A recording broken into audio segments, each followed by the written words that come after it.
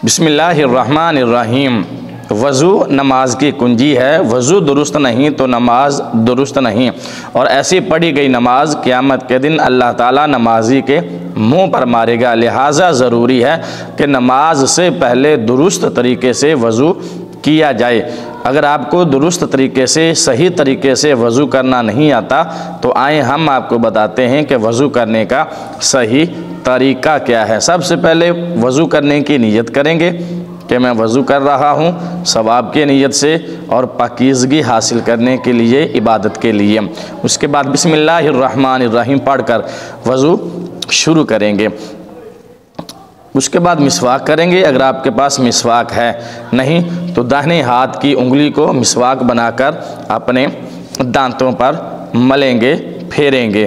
फिर दोनों हाथों को घुटनों तक 3-3 बार धोएंगे। पहले दायां हाथ घुटनों तक 3 बार धोएंगे, फिर बायां हाथ घुटनों तक 3 बार धोएंगे और उंगलियों के दरमियान खलाल करेंगे। अच्छी तरह पानी बहाएंगे ताकि ये जो बीच की जगह है ये खुश्क ना रह जाए। फिर दोनों हाथों को एक साथ नहीं धोएंगे, पहले दायां फिर बायां, फिर दाहिने हाथ से 3 बार कुली करेंगे। मुंह में पानी डालकर गिराएंगे और फिर 3 बार बाएं हाथ की छोटी उंगली से नाक को साफ़ करेंगे। दाएं हाथ से पानी चढ़ाएंगे और बाएं हाथ की छोटी उंगली से नाक को अंदर से साफ़ करेंगे। उसके बाद अपना पूरा चेहरा धोएंगे, सर के बालों से लेकर थोड़ी के नीचे तक, एक कान की लो से दूसरे कान की लो तक ये सारा चेहरा है।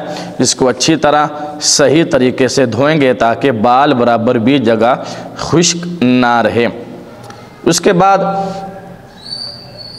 दोनों हाथ हम धोएंगे कोहनियों समेत, कोहनियों तक नहीं, कोहनियों समेत यहाँ तक हम अपने दोनों हाथ अच्छी तरह धोएंगे कि एक बाल भी खुश्क ना रहे और बाल बराबर भी जगह खुश्क ना रहे। उसके बाद हम अपने सर का मसा करेंगे। पूरे सर का मसा करना सुन्नत है और सर के चौथाई हिस्से का मसा करना ये फ़र्ज़ है। फिर कानों का मसा करेंगे, जिस तरह हम वज़ू करने से पहले वज़ू के दरमियान मसा करते हुए कानों का मसा करते हैं। कान के बैक पे अंगूठे से मसा करेंगे और ये जो हथेलियों की बैक है इसको हम गर्दन पे फेरेंगे। गर्दन के अगले हिस्से का मसा नहीं करेंगे, ये मकरूह है। अक्सर नमाजी में देखता हूँ वो गर्दन के आगे भी यूँ हाथ गिला करके फेर देते हैं। गर्दन की अगली साइड पर मसा नहीं करेंगे, ये जायज़ नहीं है।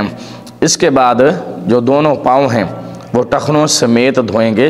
पाँव की जो उंगलियां हैं उनमें भी खलाल करेंगे। इस तरह अच्छी तरह पानी बहाएंगे ताकि उंगलियों के दरमियान जगह खुश्क ना रह जाए। अगर एक बाल बराबर भी इन आज़ा में से किसी भी जगह से जगह खुश्क रह गई तो वज़ू कामिल और मुकम्मल नहीं होगा। वज़ू मुकम्मल नहीं होगा तो नमाज दुरुस्त नहीं होगी। अगर नमाज ही ना दुरुस्त हुई तो अल्लाह ताला क़यामत के दिन ऐसी नमाजें मुंह पर मारेगा। उम्मीद है कि आपको वीडियो अच्छी लगी होगी। वीडियो अच्छी लगे तो लाइक और शेयर ज़रूर कीजिए। चैनल पर नए हैं तो सब्सक्राइब कर दीजिए। फेसबुक पर देख रहे हैं तो पेज को फॉलो कर दीजिए। शुक्रिया। अल्लाह हाफिज़। अस्सलामु अलैकुम व रहमतुल्लाहि व बरकातुहू।